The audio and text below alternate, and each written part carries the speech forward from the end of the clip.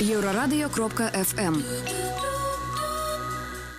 Прывітанне, сябры. У студыі жывога эфіру Еўрарадыё працуе Марыя Вайтовіч. Жахлівая трагедыя, якая здарылася 30 траўня 1999 года у падземным пераходзе на станцыі метро Няміга у Мінску, забрала жыцці 53 чалавек.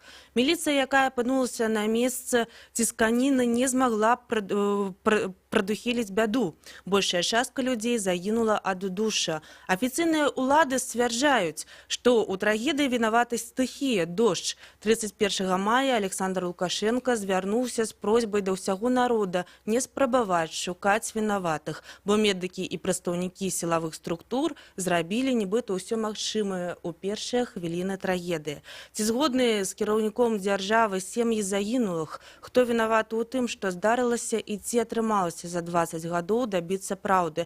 Сёння мы размаўляем з нашым госцем, гэта з былым следчым пракуратуры Олегом Воўчыкам, які прадстаўляе інтарэсы сваякоў загінулых. Зараз Олег Воўчык працуе як праваабаронца. Так? Олег, адразу нагадаю, што слухаць жывы эфір можна на нашым афіцыйным сайце. Трансляцыя са студыі можна таксама паглядзець у соцсетках, гэта Фейсбуку, ВКонтакце, Аднакласнікі, там жа ў каментарах кідайце свае пытанні.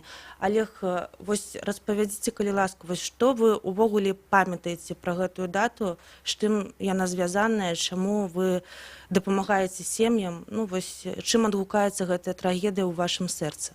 Я скажу, что о трагедии узнала, мама мне позвонила утром и сказала: ты жив-здоров? Я говорю: да, мама, все, а что такое? Да тут трагедия, людей столько погибло. Я подумал, может, надо проверить информацию. Да, действительно, показал, что произошла эта ситуация. И буквально даже через пару дней меня разыскала семья Аньковых, у кого девочка погибла, значит, и попросили, чтобы мы их начали представлять интересы. Я тогда был и остаюсь руководителем правозащитного центра «Правовая помощь населению». Я собрал весь коллектив юристов, у нас бывшие сотрудники прокуратуры, суда, спецслужб даже есть, коллеги, и мы решили взять общественный контроль над этим делом и помогать семьям. И, мы взяли где-то около 8 или 9 членов семей, у кого погибли, и начали с ними работать по этому делу. А што вам распавядалі блізкія загінулых людзей, што яны казалі, якое ў іх меркаванне? Калі ўлада кажа, што ва ўсім вінаваты дождж, што думаюць сем'і загінулых? Я вам скажу, что семьи сразу не восприняли эту версию.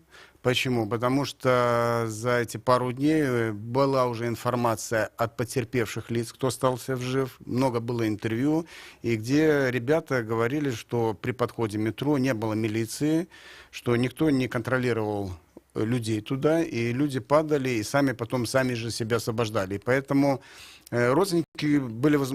но возмущение было, знаете, в чем? Что пошла такая тенденция государственных средств массовой информации, что молодежь была пьяная.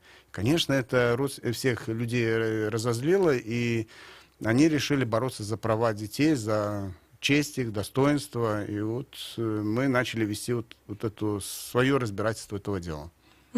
То бок моладзь ты вечером не пила ўвогуле, не выпивала? Когда это позже мы ознакомились с материалами дела, и выяснилось, что из всех погибших ни у кого не было наличия алкоголя. Кроме того, я читал материалы дела, это потерпевших более 300. Также не было установлено, что они были в нетрезвом состоянии. Фактически эта версия отпала. И сегодня родственники просят и журналистов, и всех остальных, кто комментирует эту ситуацию, именно упор на этом сделать. Дети были трезвыми. Потому что очень много, первоначально им было тяжело, потому что куда ни приходили, говорили: сами дети виноваты, пошли, напились, и вы хотите тут права какие-то требовать, понимаете? Цікава, дарэчы, ёсць такая кніга, мабыць, не ўсе пра яе ведаюць, гэта «Трагедыя на Нямігі», яе складалі гэта Тацяна Рывяк, а таксама Палена Степаненко.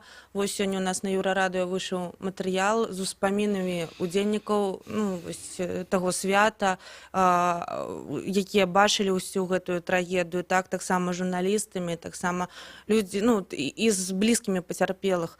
Вось. І там, дарэчы, я вось сёння ўсю ноч пераліствала, таксама узгадывала гэтыя гісторыі, і там вельмі шмат такой інфармацыі менавіта пра тое, што п'янымі былі людзі, але ж яны вось былі ззаду. То бок гэта быў ты менавіта натоўп, які вось сцягнуў усіх уніз. Вось такое. То бок атрымоўваецца, што загінулі зусім невінаватыя. Ну, знаете, я когда вот эту версию мы тоже, значит, убрали из материалов дела, и просили следователей Комаровского и других не говорить, что там пьяные надавили и все, потому что я в материалах дела, когда ознакомился, 22 тома, я этой информации не видел, что там пьяные прыгали, скакали. То есть, может, кому-то показалось, но по материалам дела этого не проходит. По материалам дела проходит, то, что метро не было перекрыто перед входом. Б, что метро, куда люди должны были зайти, были двери закрыты. В, что сотрудников милиции и внизу не было там, понимаете, и никто не регулировал эту толпу людей. Я бы даже не говорил толпу, это просто первое, куда, вот если кто видел фотографию, другого места не было, как только туда идти. Потому что стройка была с одной стороны, и самое ближайшее место, куда людям надо было спрятаться от дождя, это был переход. Понимаете? Но здесь именно роль сыграли неправильно правоохранительные органы, которые должны были во время дождя дать им выйти на проезжую часть. Были ГАИ, перекрыли бы, и люди ушли. А они, наоборот, сделали тупик. То есть, и поэтому получилось, что неправильно сотрудники милиции сработали, и люди, 400-500 человек за 5 минут, за 4 минуты вошли в этот туннель, понимаете. Олег, скажите, калі ласка, а ці толькі ли праблема ў міліцыянтах? Вось, напрыклад, у той самай кніжцы, якую я показывала, есть такая информация, буду читать по-русски. 5 августа в суде Московского района города Минска состоялось рассмотрение гражданского иска 3 истцов. Нины Иньковой, это как раз матери Маши Иньковой, Натальи Новаковской, матери Алевтины, и также Ольги Янцовой, Вот этими делами, я так понимаю, вы занимались. И мы готовили эти иски, И тут также написано, что иск был предъявлен Мингорисполкому и ГУВД Мингорисполкома. Третьими лицами выступали радиокомпания «Минск», ОАО «Ливария» и класс-клуб «Джаз Крафт».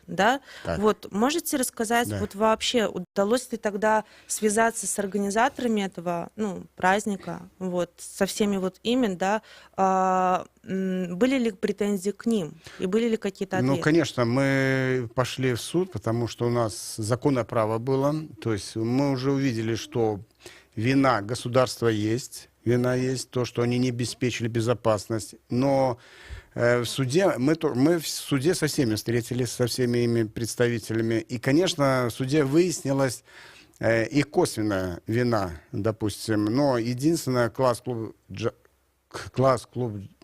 в общем, они обязаны были более тщательно изучить, более, внимательно поработать с милицией, То есть они выступали главными организаторами этого праздника. И, предусмотреть тоже вместе с милицией и пути отхода, сколько соберется людей. Во-первых, они не согласовали с горисполкомом установление этих точек, где бесплатное пиво было. Мы вообще, как юристы, против этого выступали. Почему? Потому что в общественных местах вообще распиться нельзя. Но основное, что в суде вопрос стал, конечно, вина это горисполкома и ГУВД. Почему? Потому что именно на них возлагалось законодательством обеспечивать порядок. Поэтому они были основными лицами, кто должен был нести при организации всю эту ответственность. Именно ГУВД должен был, выехать на место, составить четкий план, установить штаб, где будет находиться во время этого мероприятия, изучить погодные условия, значит, изучить, даже вот я делал выписки, вот видите, это есть такой приказ министра МВД 1994 года, где четко говорит, как должны проходить такие мероприятия, в частности, безопасности. И вот в пункте 169 указано, что они должны проводить тренировки. Представляете, тренировки заранее, как можно в чрезвычайных ситуациях действовать. И когда я читал материалы дела, то половина сотрудников подтвердили, что нам никто не разъяснял, как действовать в этой ситуации. И мало того, что на тот момент даже не было таких методик. Оказывается, не было таких методик. Это признали и начальство ГУВД, значит, ГУВД Мингорисполкома, что да, у нас такого не было. Поэтому и упор был в основном, конечно, стал выпал на милицию. Почему? Потому что Горисполком получил ГУВД Мингорисполкома. Именно они и должны были это все обеспечить. И поверьте, у них достаточно было сил. Это мы, когда уже знакомились с материалами дела, там около 200 человек было разных структур, то они могли 2-3 тысячи вот этих людей огородить. Тем более, что им вот этот приказ и предписывал, смотрите, выставлять цепочки для оцепления территории, да, построить направляющие коридоры, обеспечивать организацию продвижения участников массовых мероприятий, то есть они должны были, и выставить многоуровневые и более рядов сотрудников милиции. То есть у них все было это написано. Но мы выяснили, что подошли к своим обязанностям поверхностно руководство.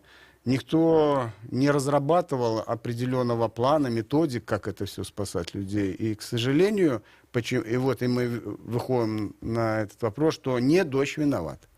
И не да, там, мы помните, еще, может, мы не говорили, там были нарушения, техническая экспертиза показала, что неправильно были сделаны ступеньки в метро, поручней не было, но это тоже как бы наложило на то, что могла хотя бы половина людей быть еще живых, если бы они могли уцепиться, за что-то задержаться, а так люди просто плашмя падали.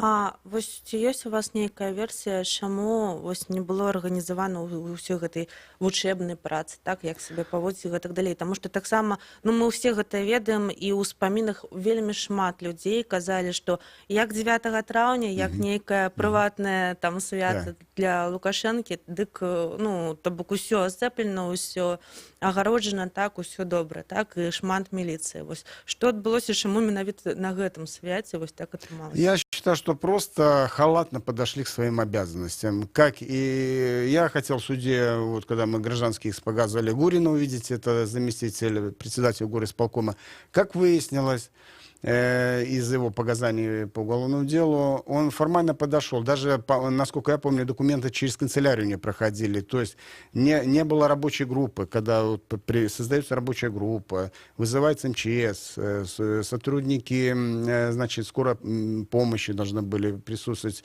расписывается план, кто за что будет отвечать. Вообще, как в нормальной стране, так и делается. Этого не было. То есть все было так. Я тебе поручил, ага, Попков, глава администрации Центрального района, а я тебе поручил. Ну все, вы там согласуйтесь, все там сделаете. А на самом деле, вот, юридических бумаг я в уголовном деле не увидел, где все четко, по пунктам, приказы, расстановки, вот это все было. И я скажу, что поначалу мы были недовольны следователями прокуратуры, потому что действительно дело замедлялось, нам не говорили, у нас возникали сомнения, но в конце концов они смогли доказать вину, доказали вину сотрудников, предъявили обвинения Русаку и Кондратину и направили дело в суд. Давайте так, сябры, мы працягнем нашу размову, так, усю гэтую гісторыю паслухаем пасля невялікай паўзы, прарвемся на навіны. Сёння мы размаўляем пра трагедыю на Нямізе і што адбывалася ўсе гэты 20 гадоў, ці ўдалося дабіцца праўды.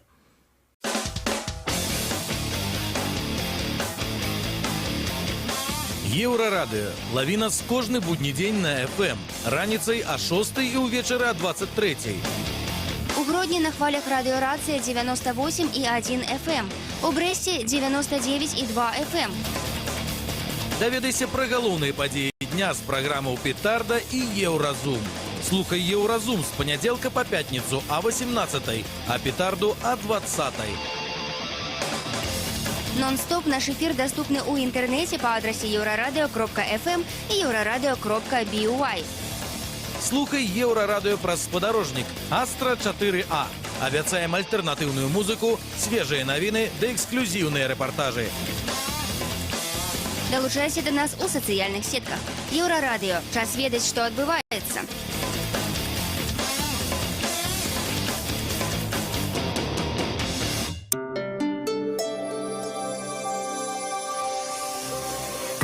Еврорадио. Новины – наша справа. Пры мікрафоне Ганна Балаховіча кароткі выпуск навінаў. Сёння спаўняецца 20 гадоў з дня трагедыі на Нямізе. У гэты дзень у 1999 годзе у падземным пераходзе станцыі метро Няміга падчас цісканіны загінулі 53 чалавекі. Гэта былі пераважна маладыя людзі ва ўзросце ад 14 до 20 гадоў. Больш за сотню атрымалі траўмы. Афіцыйныя ўлады сцвярджаюць, што ў трагедыі вінаватая стыхія. Дождж. У нашым эфіры працягваецца размова з праваабаронцам, былым следчым пракуратуры Олегам Воўчакам, які прадстаўляе інтарэсы сваякоў загінулых. Высвятляем, ці згодныя сем'і з афіцыйнай версіяй здарэння. Працяг пасля выпуску навінаў. ЗША падазраюць Расію ў тайных выпрабаваннях ядзернай зброі малой магутнасці. Пра гэта заявіў кіраўнік разведвальнага ўпраўлення Пентагона Роберт Эшлі. Паводле яго слоў, Расія мае тэхнічныя магчымасці праводзіць выпрабаванні насуперак забаронам, інфармуе «Голас Амерыкі». Як вядома, з 1996 года існуе дамова, якая ўводзіць поўны мараторый на ядзерныя выпрабаванні. Дакумент падпісалі 185 краін свету. Масква аспрэчвае абвінавачанні. У Беларусі ўначы з 1 на 2 чэрвеня будзе немагчыма купіць праз інтэрнэт квіткі на цягнікі. Таксама ў гэты перыяд будзе немагчыма вярнуць электронныя квіткі, паведамляецца на сайце беларускай чыгункі. Гэта тлумачыцца правядзеннем планавых тэхнічных работ. Для куплі квіткоў пасажырам прапаноўваюць звяртацца ў касы беларускай чыгункі. Падрабязней пра гэты ды іншыя актуальныя падзеі чытайце на нашай старонцы. Служба інфармацыі Еўрарадыё.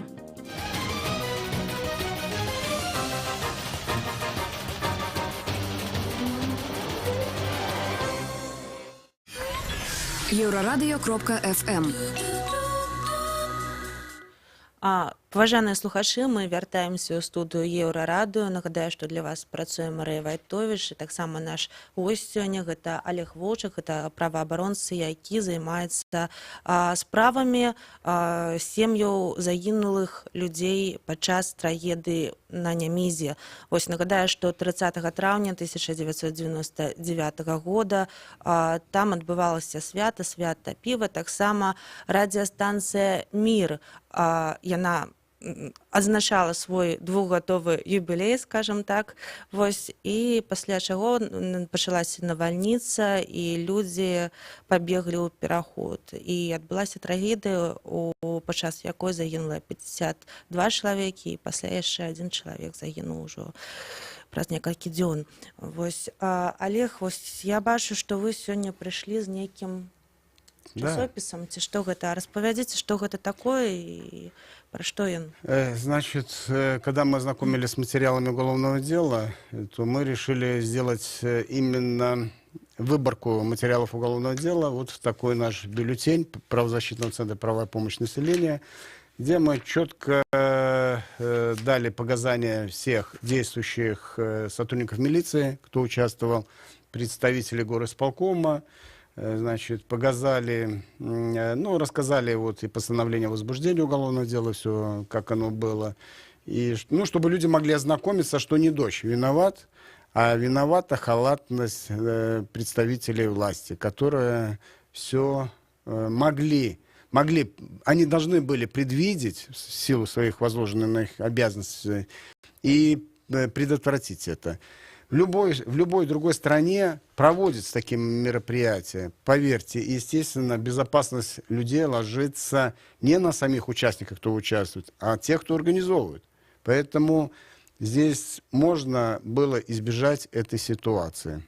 Олег, скажите, калі ласка, а вы яшчэ працягваеце абараняць правы гэтых сем'яў, так, загінулых, ці ўжо справа скончана? На сегодняшний момент, значит, объясню, прокуратура республики предъявила обвинение Русаку и Кондратьину по статье 168 Уголовного кодекса. Нагадайте, калі ласка, хто гэта такія? Это первый заместитель ГУВД Мингрусполкома Русак, а Кондратин возглавлял, значит, отдел по общественно-массовым мероприятиям ГУВД Мингрусполкома. Именно эти два человека и должны были обеспечить безопасность граждан. То есть прокуратура им предъявила, что они халатно отнеслись к своим действиям и предъявила обвинение и направила в суд. А вот тут суд Центрального района. А здесь такая была неожиданность для всех нас. Суд прошел без участия потерпевших, представителей. Председатель судья вынес постановление, что сам переквалифицировал статью 168 на статью 428 нового кодекса, Уголовного кодекса, на часть первую. И получилось так, что больше 2 лет прошло, значит, сроки исковой давности прошли, и он прекратил дело. Я вам скажу, что он неправильно переквалифицировал, то есть сотрудники Генеральной прокуратуры, рабочая группа, которая расследовала, она правильно квалифицировала по 168 старого кодекса, и суд должен был проходить по этой статье, тем более, что были все сроки, еще сохранялись для привлечения их к уголовной ответственности. Я знаю, что группа следователей была недовольна, ну, насколько я знаю, что подходили к генеральному прокурору, была информация, и хотели опротестовать. Но этого не произошло. Мы дошли до Верховного суда, и, естественно, Верховный суд остался на позиции председателя районного суда, что все законно, все хорошо, и мы не смогли добиться возобновления процесса, понимаете. Также нам было отказано по гражданскому иску за причиненный вред государством, то есть мы хотели взыскать моральный вред. Компенсацию мы ставили $55 тысяч США на тот момент. То есть это был тяжелый процесс в том плане, что это был первый процесс нашей независимой Беларуси, где мы оценили жизнь человека. Работали эксперты с Украины, с России. Михаил Иванович Пастухов, член Конституционного суда, также нам помогал. Но нам тоже отказали, не мотивировочно отказали, незаконно отказали. Ну, негласно в кулуарах ходило, где мы возьмем такие большие суммы. Но еще раз скажу, что мы хотели показать, что человеческая жизнь стоит. Есть ответственность государственных должностных лиц за это. И, естественно, эта сумма должна была как бы в будущем стать, то есть, ну, показать для чиновников, которые что-то готовят, вот эти массовые мероприятия, осознавать, что тут надо подходить очень серьезно, профессионально и в соответствии с нормативными правовыми документами, которые есть. Да, сегодня есть закон, после этого случая был принят закон о массовых мероприятиях, но я вам скажу, что все равно не до конца дорабатывают. Вот. А что еще треба допрацовать? Я вообще считаю, что сегодня, вот, во-первых, давайте так скажем, 30 мая должен траурным днем быть. Это большая трагедия. Кроме 53, около 400 потерпевших, из них 59 получили тяжелые телесные повреждения. Мы не знаем даже про них судьбы, а как они сейчас адаптировались. На сегодняшний момент я общался с потерпевшими, они не вышли с этого состояния 20 лет. У них синдром немигии присутствует, понимаете? Во-первых, в этот день надо как-то все-таки обучать людей. Я говорил, какие-то профилактические программы проводить. Как вести? Толпа может в любой момент даже организоваться. Даже, я вам скажу, если и милиция сделает преграды какие-то, мы не знаем, что в любой момент может произойти. Важный момент. Я считаю, что большие праздники надо выносить за пределы города Минска. На маленьких территориях невозможно делать по 2, по 5 тысяч собирать людей. Самое главное нарушение, которое и сейчас продолжается после этого. Нельзя во время массовых мероприятий устраивать пьянки. То есть есть административный кодекс. В общественных местах нельзя распитие спиртных напитков. Как праздник города, праздник независимости, да, или еще какое-то крупное мероприятие. Водка, пиво, шашлыки в центре города. Ну, нельзя это делать, потому что дети ходят, смотрят на это все. Вот за город выносите, делайте, как в Германии я был на таких праздниках, в Штатах был. большая поляна, там можно прыгать, скакать и пить пиво, и колбаски есть, никто не запрещает. Но Выдатна, але слухайце, вось я таксама была ў розных там краінах, у тым ліку ў Прадзе, так, і я бачыла наадварот, што вось плошча, так, што там свята, так, плошча, дзе кожны дзень збіраецца вельмі шмат турыстаў. Ну, тое самае свята, Прага адзін з самых турыстычных цэнтраў, так, але ж на плошчы гэта нейкія там палатачкі такія, так, дзе можна набыць і піва, і можна там папіць, і ўсё добра, і ўсё такое. Вось чым гэта адрозніваецца тады вось свята? там другая культура. Я тоже присутствую. Там другая культура, там другое правильность питье, спиртного напитка, понимаете. Там большая ответственность. Там просто, если тебя уже в полицию ты попадешь, как у меня друг говорил в Америке, то у тебя уже клеймо будет потом на твоей карточке стоять, и ты будешь сам не рад. Поэтому, если люди там и выпивают, то это может 50 грамм. Но когда я проходил, даже по последнему празднику города, Минска, вот когда отмечалось,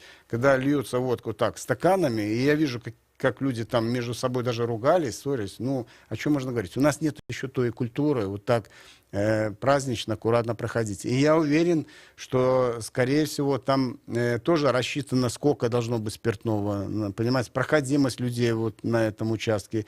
Ну, видите, и все там тихо, спокойно происходит. Но это Ну, і другая. зноў жа, таксама, я думаю, што ёсць розніца паміж, напрыклад, добрым чэшскім там алкоголем, пивом и нашим, як у нас кажут, чарнилом, так, якого ось, ну... Но вернемся к нашей ситуации. Объявлять заранее, что будет бесплатно пиво раздаваться, ну, простите меня, горосполком должен был однозначно запретить.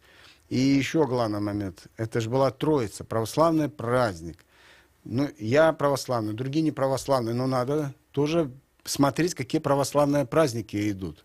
И именно припало, когда, между прочим, сегодня вот мы разговаривали с родителями, тогда же как раз служба шла, и сам владыка тогда эту службу нес, он это все слышал, и он говорит, это было тяжело службу-то нести. Вот, поэтому... До рэчы, цікава, што не ўмяшаліся тады ніхто з камітэта па дэлам рэлігіі, нацыянальнасці, так, вось, ну, то бок, такое адчуванне, што нехта вось правёў, вось, увогуле нейкі, ну, бардак, напэўна. Я вам скажу, не просто бардак. Мы в прокуратуре, когда начали выяснять, чьи деньги, вопрос стал, выяснилось, что была какая-то фирма неизвестная, которая проплатила, ну, по тем большую сумму денег на этот праздник, но когда мы выехали на юридический адрес на улице Аранской, там никакой фирмы не было. И мы задали и горосполком, и задали следователям прокуратуры, давайте рассматривать, что это за отмывание денег каких-то. Вы понимаете, ведь мы должны понять источник происхождения этих денег, кто и за что проплачивал, для чего эта цель была, вот этой раскрутки непонятной компании. Магна, которая бренд был не зарегистрирован, то есть там, понимаете, там много вопросов было. Никто этим не разбирался. Распавядзіце яшчэ, а вось усе тыя справы, акрамя таго, што вы ўжо сказалі, так? А зараз якія у вас мэты? Сегодня, да, хороший вопрос. И, значит, ну, все инстанции по гражданскому процессу и по уголовному прошли, мы не добились. Сегодня у нас остается сохранить память, значит, напоминать людям об этой трагедии обязательно надо, делать выводы какие-то надо. Вот. Ну и самая главная миссия, это, конечно, поддержка родственников и потерпевших. Мы всегда забываем про потерпевших. Недавно была программа «Кожный из нас». Вот. И когда ребятам уже по 40 лет рассказывали, даже мне было, ну, тяжело это воспринимать.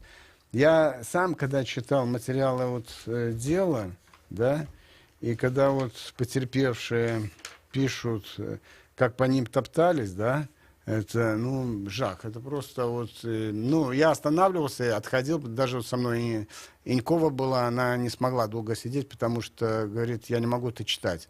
Потому что когда человек пишет, руки чьи-то там в толпе, ноги чьи-то там раздетые, и, ну, это все сложно. И... Да рэчы, яшчэ вось наконт таксама падзялюся сваім вось успрыманнем, так, калі чытаеш вось гэтую кнігу, так, я ў першай частцы казала, трагедыя на Нямізе, так, і гэтыя ўспаміны, там цікава тое, што вось іх вельмі аператыўна сабралі. І гэта вось суперская проста праца вось нашых калегаў, я лічу, так, і дзякуй вялікі, гэта такі, насамрэч, ну, сапраўдны помнік, напэўна, гэтаму ўсяму, так. Я памятаю, што галоўны архітэктар да, Мінску, Иньков. так, Нет, Мінску. Мінску. Гэта чудовішча на той момент. Так, так.